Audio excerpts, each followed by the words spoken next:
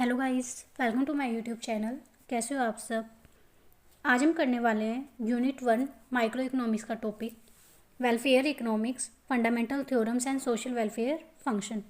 तो इसका brief overview देखेंगे हम कि इसमें क्या आता है। ये इंपॉर्टेंट टॉपिक आपके यूजीसी नेट के पॉइंट ऑफ व्यू से, क्योंकि अभी आप दिसंबर में एग्ज़ाम होगा, दिसंबर और जनवरी स्टार्टिंग में, तो ये टॉपिक प्लीज़ करके जाना अच्छे से।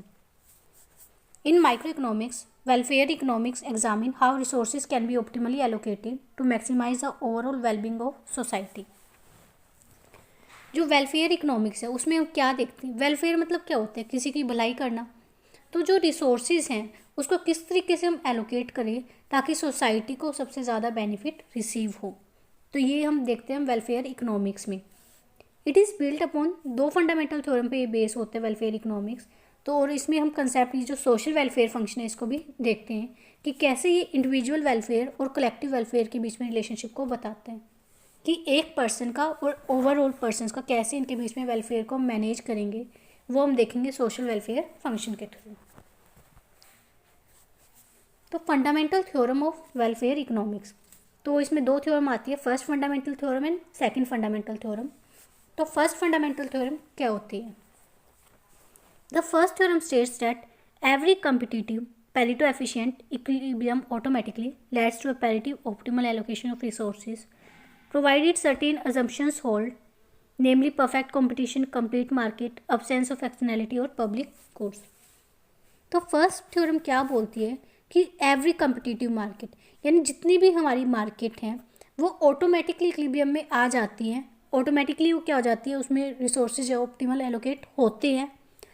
जो ये जो कंडीशंस है ये अगर होल्ड करती है तो कौन कौन सी, परफेक्ट कंपटीशन होनी चाहिए, कंप्लीट मार्केट होनी चाहिए, एक्सटर्नैलिटी नहीं होनी चाहिए और पब्लिक गुड्स होनी चाहिए। तो उस केस में जो हमारी मार्केट्स है वो ऑटोमेटिकली इक्विलिब्रियम में आ जाएंगी और वो कैसा रिजल्ट देंगी, पैरेटो ऑप्टिमल देंगी कि सब क्या होंगे, इक्विलिब्रियम पोजिशन में होंगे। तो यही बोलती है हमारी first fundamental theorem. This principle shows that when market function perfectly the invisible hand guide self interested behaviour to produce efficient outcomes for society. अब परफेक्ट कंपटीशन है, हमने इनविजिबल मार्केट पढ़ रखी है कि मार्केट क्या होती है, इनविजिबली, यानी अपने आप ही वो क्या हो जाती है, इक्विलिब्रियम में आ जाती है, क्योंकि वो सब अपना अपना क्या देखती है, प्रॉफिट देखती है। तो उस केस में जो आउटकम होता है वो एफिशिएंट ही होता है सोसाइटी के पॉइंट ऑफ व्यू से। मैथमेटिकली अगर हम देखें, अगर each individual maximise utility given prices and each firm maximise profit, यानी कि हर एक इंडिविजुअल जब अपना मैक्सिमाइजेशन करना चाह रहा है कि वो प्राइसेस के बेस पे और जो फर्म है वो प्रॉफिट मैक्सिमाइज करेगी, तो उससे रिजल्ट क्या होगा, equilibrium allocation is Pareto efficient. तो वो जो इक्विलिब्रियम आएगा वो कैसा होगा, पैरेटो एफिशिएंट ही होगा। Meaning that no one welfare can be improve without reducing someone else welfare. ये जरूरी लाइन है कि किसी का वेलफेयर इम्प्रूव अगर होगा तो वो इसी केस में होगा जब दूसरे का वेलफेयर रिड्यूस होगा। No one welfare can be improve, कि किसी का इम्प्रूव नहीं हो सकता जब तक किसी दूसरे का वेलफेयर रिड्यूस ना हो, क्योंकि सब इक्विलिब्रियम में है। अगर किसी एक का वेलफेयर अगर बढ़ रहा है तो दूसरे का कम होगा ही होगा। तो यही बोलते हैं हमारा first fundamental theorem. Now second fundamental theorem क्या है। The second theorem state that any Pareto efficient allocation can be achieved through a competitive market equilibrium, कि हम कोई भी पैरेटो एफिशिएंट अचीव कर सकते हैं, मार्केट में इक्विलिब्रियम पोजीशन पे आ सकते हैं if the government redistribute initial endowments via lump sum transfer and then allow free market trade. That is important कि हम उसी केस में जो है पैरेटो एफिशिएंट पोजीशन पे आएंगे, इक्विलिब्रियम पे आएंगे, जब गवर्नमेंट क्या करेगी, जो रिसोर्सेज है उनको क्या करेगी, रीडिस्ट्रीब्यूट करेगी, दोबारा से वो क्या करेगी, उनको बांटेगी।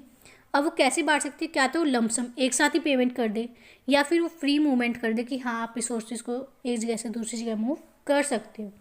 देन उसी केस में फंडामेंटल जो है ये थ्योरम होल्ड करेगी। This theorem separate efficiency from equity. यहाँ दो चीज़ें, एफिशिएंसी एंड इक्विटी दोनों अलग अलग है। एफिशिएंसी मीन क्या होती है, जो मार्केट में अचीव हो रही है, एंड इक्विटी मतलब कि रिसोर्सेज है वो इक्वल डिस्ट्रीब्यूट हो। It provides in theoretical basis for policies that correct income inequalities while retaining market efficiency. Now हम देखते हैं सोशल वेलफेयर फंक्शन क्या होता है। तो सोशल वेलफेयर फंक्शन नाम से क्या रिप्रेजेंट कर रहा है कि सोसाइटी का क्या होना चाहिए, सबसे ज़्यादा बेनिफिट होना चाहिए, वेलफेयर होना चाहिए। तो हम देखते हैं कि कैसे उसकी यूटिलिटी मैक्सिमाइज होगी। इट मैप्स इंडिविजुअल यूटिलिटी, जैसे U1, U2, U3 क्या है, ये हमारी यूटिलिटीज़ हैं, into a single measure of social welfare. जब इसको हम कंबाइन कर देंगे तो क्या बताती है हमारी social welfare function. The function provide a framework for comparing and evaluating different economic outcome based on fairness, efficiency and social preferences. इनके बेस से हम क्या करते हैं, इवेलुएट करते हैं हमारे फंक्शन को। तो 3 टाइप के हमारे फंक्शन होते हैं, यूटिलियरियन, रोल्सन और बर्गसन-सैमुअल्सन सोशल वेलफेयर फंक्शन। तो फर्स्ट देखते हैं हम यूटिलियरियन सोशल वेलफेयर फंक्शन क्या होता है। तो इसकी डेफिनेशन बताती हूँ फर्स्ट में। इसमें maximises total utility of all individuals.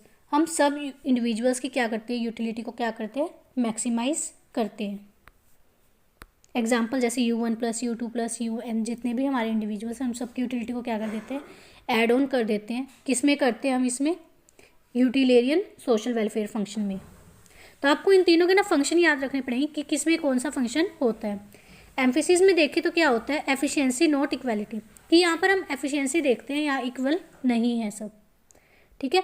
Second है रोल्सन, जिसको max minimum social welfare function भी बोलते हैं। Maximise welfare of the least well off individual, जो सबसे जिस इंडिविजुअल को सबसे कम बेनिफिट हो रहा है उसको हम क्या करते हैं, उसकी यूटिलिटी को मैक्सिमाइज करते हैं, ठीक है। जिसको सबसे कम बेनिफिट हो रहा है उसको हम क्या करेंगे, मैक्सिमाइज करने की कोशिश करेंगे।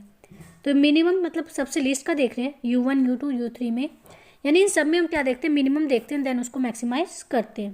तो ये किसको एम्फेसिस करते हैं, इक्विटी की, सबको हम क्या कर रहे हैं, इक्वल लेवल पे ला रहे हैं और फेयरनेस को यहाँ प्रमोट करते हैं। फोर्थ है बर्गसन-सैमुअल्सन सोशल यूटिलिटी फंक्शन।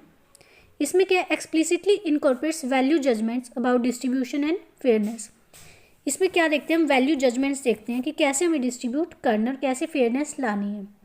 तो ये क्या नॉर्मल फंक्शन है, इसमें हम इक्विटी और एफिशिएंसी के बीच में बैलेंस करने की कोशिश करते हैं।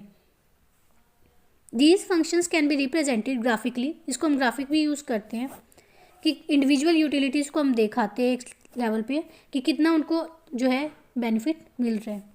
तो जो जहाँ पर वो होते हैं मैच करते हैं उसको बोलते हैं पॉइंट ऑफ बिलीफ, जिसको वहाँ पर वो क्या होता है, सोशल ऑप्टिमल एलोकेशन दिखाते हैं ना। रोल क्या है इस चीज़ का, पॉलिसी मेकर्स को इवेलुएट करते हैं कितना हमें ट्रेड ऑफ कर रहे हैं इक्विटी और एफिशिएंसी के बीच में। Helps identify optimal income distribution, के बीच में हमें क्या करते हैं, आइडेंटिफाई करने की कोशिश करते हैं कि कैसे रिसोर्स को ज़्यादा से ज़्यादा हमें एलोकेट करना है और सोशल वेलफेयर को अचीव करना है। समरी देखते हैं अगर इसकी हम, the fundamental theorem of welfare economics क्या बताते हैं, ये लिंक को एस्टेब्लिश करते हैं बिटवीन मार्केट एफिशिएंसी और social optimality. While the social welfare function क्या बताता है, नॉर्मेटिव जजमेंट्स अबाउट इक्विटी और फेयरनेस के बीच में बताता है ये हमें। तो यही था हमारे दोनों टॉपिक कि फंडामेंटल में क्या देखते हैं, एफिशिएंसी और सोशल ऑप्टिमैलिटी के बीच में रिलेशन, और सोशल वेलफेयर के बीच में इक्विटी और फेयरनेस के बीच में कि हमें ज़्यादा से ज़्यादा इसको अचीव करना है। तो यही था हमारा टॉपिक वेलफेयर फंक्शन का। आई होप आपको क्लियर हुआ होगा। Thank you.